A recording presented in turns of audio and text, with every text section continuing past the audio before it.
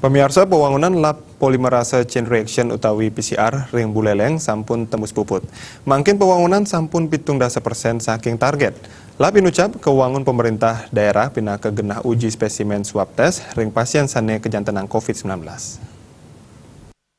Di Buleleng, Dr. Putu Arya Nugraha SPPD Mausang nganutin target ring penguntat Oktober warse kali-tali kalidase puniki lab inucap sampun puput.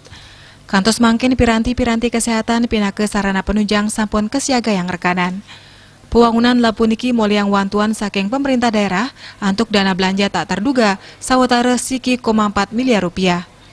Kaptiang pengawit bulan November sampun kemunggah. Menurut Arya, ayayahan puniki sifat ipun teknis miwah jangkep. Jantan muatang sumber daya manusia miwah piranti-piranti sane anut. Setios punike patut wenten ahli patologi klinik. Sani mangkin Buleleng sampun madue adiri ahli mikrobiologi klinik, sani kantun ngelanturang pendidikan tur ketar ke warse sani Jagirau sampun tamat. Setios punike petang diri tenaga analis terlatih, kantun nyarengin pelatihan ring Rumah Sakit Bali Mandara Denpasar.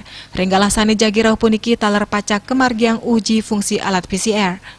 Yeding pebuat pengujian spesimen ageng pacang kemargiang pelatihan sanepata untuk menggiliran. Sekretaris Gugus Tugas Percepatan Penanganan COVID-19 Dr. Andus Gede Suyasa MPD Mausang, sane mangkin gugus tugas talar kanton nyaga yang sarana penyokong lab PCR. Kirang langkung kali minggu sane Jagirau, sampun Presiden Ngewigunayang piranti inucap. Salami puniki piambang sane karepin wantaswe ngantosang hasil lab PCR, napi malih akeh spesimen sane keuji ring Rumah Sakit ring Denpasar.